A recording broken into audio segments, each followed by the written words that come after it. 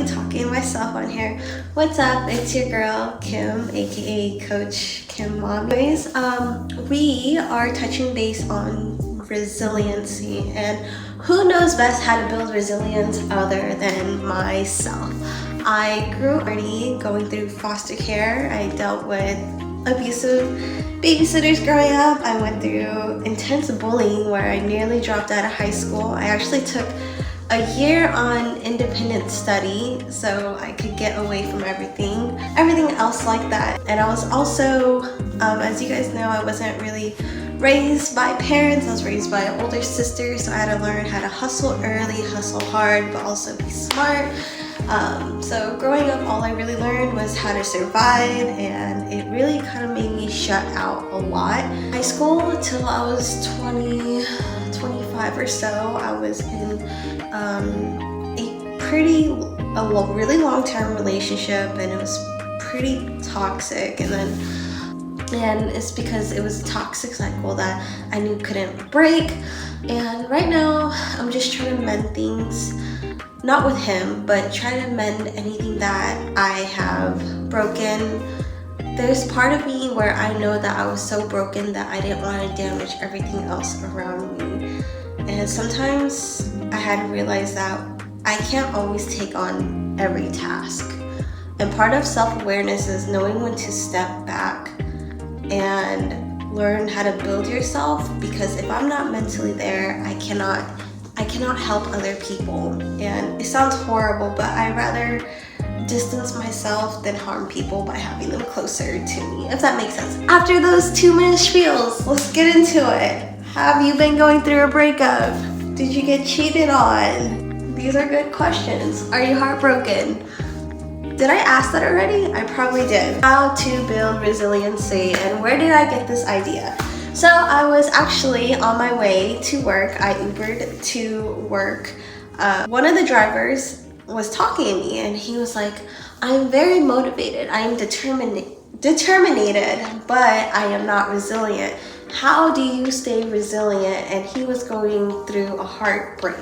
All right, so I got my handy dandy notes here. And one thing is, when building resiliency, one mindset to also remind yourself is, when things are bad and you go through hell, keep walking. Because without those challenges and without learning how to acclimate to obstacles, you wouldn't become strong. Remember, if you're walking through hell and things are hard, to keep faith in something and keep going and keep pushing. Motivation only lasts so long, but discipline lasts another. If I'm heartbroken and I let heartbreak take me to my bed, listen to some Ariana Grande sad music, that's all I'm gonna do. But the thing about it is, even if you're in pain, you can actually translate that into something that can better you in the future. So that also leads to writing down your goals. Writing down your goals, remind yourself, where are you going in life? And if you don't know where you're going in life and you're wondering, am I worth it? What do I want to do in life? Let's figure that out first. What are your goals? Why are you here? What do you feel is your purpose? And once you realize that, start writing. And from your goals is, what is my next step to get to the next level? You're always going to constantly level yourself up, and building resiliency is not easy. Trust me. Rome was not built in a day. My brother tells me this all the time. He just told me this a bit ago while I was crying. What I also did was I started drinking more water. Water helps you with your glow complexion.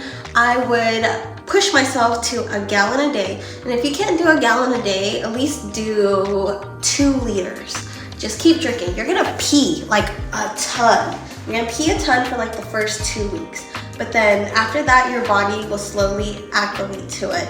Use alerts. I don't use alerts because I get really annoyed. My phone is on D&D half of the time due to like alerts. I have a lot of stuff going on in my calendar, truthfully. But some people, alerts work. For me, I just have to keep a gallon jug, okay? I keep a gallon jug with me, so I remind myself like, hey, yo, you gotta drink this. But if I don't drink all of it, I'm not like, bad you. I'm just like, all right, do better next time. but always try to do better next time. So even when I'm working out, it went from Chloe Ting 10 minutes, one video for 2 weeks, and then I was like, oh my god, I saw results. Back in 2021, I'm not like that anymore. I have rolls, okay, but I built my thighs and everything else. Confidence takes a while to build. I was not always like this. And next, we're gonna move on to the next segment. Affirmations. Telling yourself affirmations. And one thing that most people fail is visualizing and telling themselves that they're loved. I used to talk to my freaking self in the mirror, okay? And when I first started, I was so uncomfortable. I'm like, oh my god, thank god people don't see me talking to myself in the mirror. I'm still like that. But now I'm just like, I'm confident, I'm strong, I'm humble, I am successful, all good things come to me. At first I was really scared, but now when you get to a point where you're saying your affirmations every day, you're reprogramming your mind. We are programmed to, in this entire life, this society, we are programmed to see it that way. But if you begin to reprogram your mind to see yourself in a different light, eventually you don't have to fake it to make it. And you can ask any one of my coworkers. They're like, you used to be so shy, so timid, we thought you were gonna get fired. And I was like, fucking, now here I am. Still. Next segment we want to touch base on is journaling. Of course I was going to mention it, because what does this girl do? She researches how to heal, she implements it, and then she goes with it. So journaling. I have a journal for my depression, I have a journal for my manifestation, and I have this journal for my goals. So when I started out, write down every time I was sad or something happened, just to get it out there. And then I would also write down solutions that I could take from that. When it comes to journaling, you could journal how you feel at the moment, but you can also write down your strengths and your weaknesses. So that goes to my next thing. When you realize your weaknesses and you realize them early, you can improve yourself drastically, quick. And I'm saying because once your mind realizes, hey, this is my weak spot, these are the strengths that I need to become a better version of myself, and these are the next steps for it, then you begin to kind of cultivate your life and your next decisions on being that better version of yourself. It's all vision. How do you see yourself in 5 years? Do you see yourself crying over this guy soon? To be honest, for me, I make Pinterest boards. I am a huge Pinterest girl. I like to visualize how my life will look. And I can tell you, back in 2022 and 2021, I dreamt so small. And everything on my Pinterest board happened. My manifestations that I wrote down happened. Just like Liz said, you kind of have to be delusional, but at the same time, you also have to put your actions to it. So it's okay to feel. It's okay to cry. Why did I make this channel knowing that most people are not gonna watch it? Because for me, if I look back on this, I'm gonna see a tremendous amount of growth from who I was and who I used to be and who I am now. And the person 5 years from now might look back and be like, wow, probably embarrassed, but wow, I can't believe she had enough courage to do that, because I know that she wouldn't have done that in the past. Part of self-healing and your healing journey is accepting what happened and how I can better from it, and only focus on what I can control. Control what you can control. Don't worry about how you can't control other people's actions. You can control yours. You can't control whether it's raining, but you can control how you act. My worst days, my freaking worst days, I would realize I can't be mean to people even on my worst days, because a beautiful soul and beautiful energy that you put out, you'd be surprised how well the universe will give back to you. So focus on what you can control. Do not place your energy on entities, factors, or anything that's out of your hands. We can't change that, and you realize you can't change those things. But what you can change is your life, your outcome, because no one can help you but you. This is probably why I'm gonna be single. The thing that helped for me was also being part of nature and meditation. And I am always pushing meditation. People really do find it weird because it's hard in the beginning. But start off with 3 minutes. And we are in a world where technology is everywhere. Trust me, I'm in tech, so I know, I know what goes on, ish.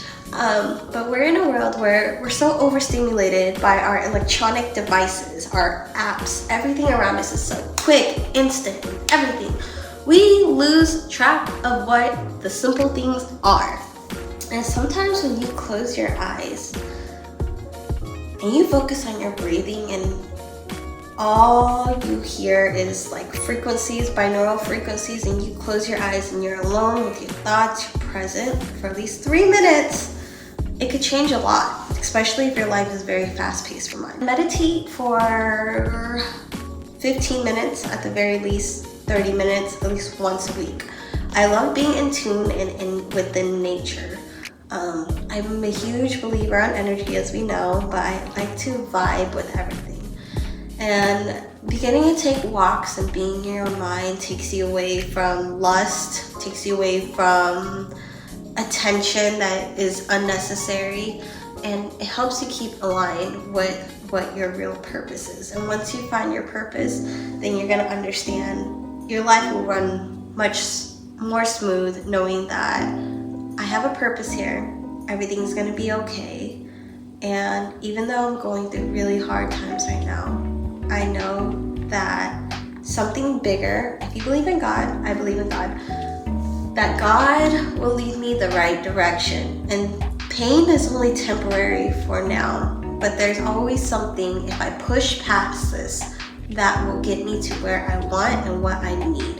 And God will give you what you need. The universe is like a freaking ATM bank. It's whatever you ask for, you can get. Okay, the only thing that limits you is your mindset. If you learn how to shift your mentality from dark, depressive, sad, and learning how to use that for strength, trust me, I came from nothing. I came from everything that could have broken me did not break me. And the sad part is I don't want to end up breaking other people, and this is why this healing journey is important, not just for me, but also for you. Really, once you construct yourself to become a better person, you're able to emanate that energy and help everybody else around you. Another topic is be wary of the content you consume. Consume content that is good for you, that will better you. I love listening to music, but I make sure that I listen to one podcast or one motivational speech a day. Be around friends who will push you to further yourselves. My friends keep me accountable. Yes, they can be kind of assholes, but we need assholes to keep us in check, but not assholes that are assholes to be assholes. They're the ones that like, hey Kim, you're being kind of stupid right now. Redirect yourself. So be around people that will push you, elevate you, and motivate you even though you are at your lowest. And always, if you feel alone, maybe that's just not the right group for you, but when you better yourself to the point where you're up there and you've succeeded, you're gonna find your group. Just as easy as that. My mentor told me that. He always told me, Kim, you think way too outside the box, but don't ever let anybody take that from you.